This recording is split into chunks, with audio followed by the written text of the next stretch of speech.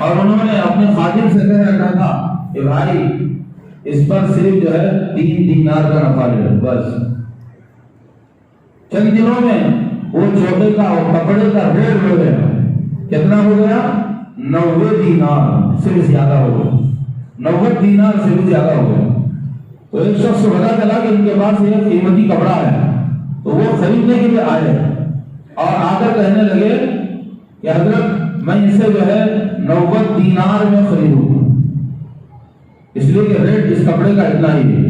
حضرت سلی سفتی رحمۃ اللہ علیہ نے فرمایا کہ ہم تجھے اتنے میں نہیں دیں گے، 60 پر 3 دینار ہی میں دیں گے، اس لیے کہ ہم نے طے کیا ہے اتنا ہی نفع لیں گے، اس سے زیادہ نفع نہیں لیں گے۔ دیکھیے وہ آدمی کہتا ہے ارے میں میرے پیسے دے کے لے رہا ہوں، آپ تو نہیں کر رہے ہیں، آپ کے 60 پر 3 بول رہے ہیں اور میں 90 دینار لے کے میں خود جو ہے پیسے دے کے لے رہا ہوں، تو اس میں کیا حرج ہے؟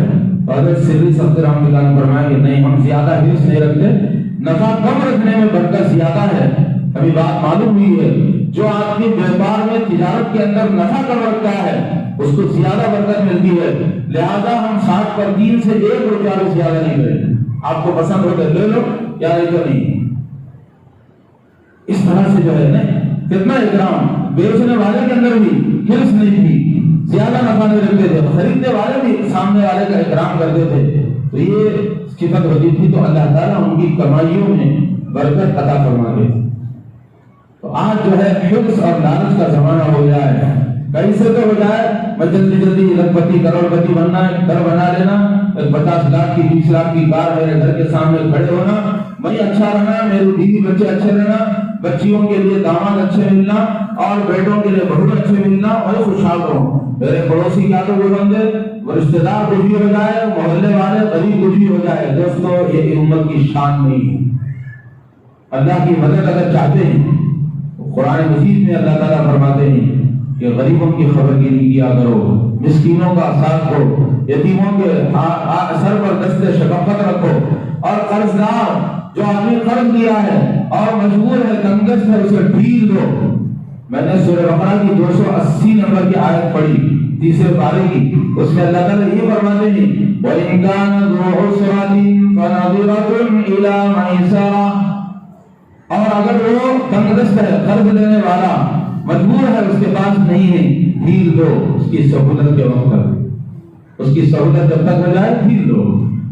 اور اگر تم معاف بھی کر دو کہ بھائی یہ مجبور انسان ہے، چلو میرے پاس تو پیسے ہی، معاف کر دیں گے، وَأَن تَصَدَّقُوا خَيْرٌ لَكُمْ، تمہارے لیے بہت زیادہ صدقے کا ثواب۔ تو قرض دار کے قرضے کو معاف کرنا صدقے کا ثواب رکھتا ہے۔ اور اس کے ضمن میں حدیثیں بھی اللہ کے نبی صلی اللہ علیہ وسلم فرماتے ہیں جو آدمی کسی مجبور کو قرض دیتا ہے تو ہر دن جو ہے اس کے برابر صدقہ کرنے کا ثواب ملتا ہے۔ وہ وقت آنے تک جو قرضے کی تاریخ کی واپسی کی، اس کے بعد اگر ڈھیل دے تو اس سے ڈبل صدقہ کرنے کا ثواب ملتا ہے۔ اور ہمارے نبی جب شب معراج میں صلی اللہ علیہ وسلم جبرائیل علیہ السلام کے ساتھ جا رہے تھے، جنت کے دروازے پر یہ لکھا ہوا تھا کہ صدقے کا ثواب 1 کے 10 گنا، 1 روپیہ صدقہ کریں گے 10 روپے کے برابر ثواب ملے گا، کسی کو قرض دینے کا ثواب 1 کے 18 گنا سے زیادہ ثواب ملے گا۔ تو ہمارے نبی صلی اللہ علیہ وسلم کو بات سمجھ نہیں آئی، انہوں نے جبرائیل علیہ السلام سے پوچھا یہ کیا ہے؟ صدقے کا ثواب 10 اور قرض دینے کا ثواب 18۔ تو جبرائیل علیہ السلام نے سمجھایا یہ بات دراصل یہ ہے جس کو آدمی مستحق سمجھ کے صدقہ کرتا ہے وہ کبھی مستحق نہیں ہوتا ہے، پیسے رکھ کر بھی بھیک مانگتا ہے، اس کا ثواب کم ہے۔ لیکن قرض لینے والا آدمی بغیر مجبوری کے قرض نہیں لیتا، ایسی مجبوری میں حاجت روائی کرنے کا ثواب 18 گنا ہے۔ یہ سب بشارتیں ہیں دوستو، اس لیے مجبور انسانوں کو قرض دینا چاہیے، بغیر سودی قرض اور لون کا سسٹم وغیرہ سب ختم کر دینا چاہیے۔ ہندوستان کی ہر بینک لون پر چل رہی ہے، اسی لیے دعائیں وغیرہ قبول نہیں ہو رہی ہیں اور قرض لینے میں لوگ گڑبڑی کر دیتے ہیں۔ اس ٹاپک پر انشاءاللہ اہم باتیں قرآن حدیث اور واقعات کی روشنی میں اگلی جمعہ میں پیش کریں گے۔ ذرا حضرات پہلے سے آ کر بیٹھ جائیے، 1 بجے سے پہلے 12:30 پر بھی آ جائیے 1 بجے سے، تاکہ پورا بیان مستقل ہو۔ بعض لوگ 10 منٹ کے بعد آتے ہیں، بعض لوگ آدھا گھنٹے، بعض لوگ لاسٹ میں آتے ہیں، پورا بیان سمجھ نہیں آتا۔ یہ ٹاپک ہوتی ہے قرآن حدیث کی روشنی میں، واقعات کی روشنی میں پورا بیان اگر آپ کو ملنا ہے تو شروع میں آپ کو آنا پڑے گا، تاکہ یہ سب باتیں استاد آپ کی ضرورت کی باتیں ہیں، میری آپ کی کام کی باتیں، اللہ مجھے اور آپ کو سب کو عمل کی توفیق عطا فرمائے۔ سفر کی سنتیں بیان ہو رہی تھی۔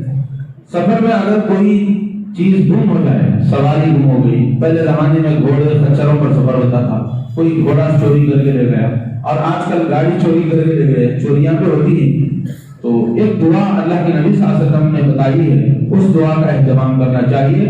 یا جامع الناس لیوم لا ریب فیہ، یہ دعا ہے۔ سفر میں اگر کوئی چیز گم ہو جائے تو یہ دعا پڑھنا چاہیے، یا جامع الناس لیوم لا ریب فیہ اردد علی ضالتی، اے قیامت کے دن سب لوگوں کو جمع کرنے والے اللہ، میری گمشدہ چیز کو بھی واپس کر دے، میری سواری جو چوری ہو گئی، گم ہو گئی، کوئی بھی چیز گم ہو گئی اسے واپس کر دے، یہ مطلب ہے اس دعا۔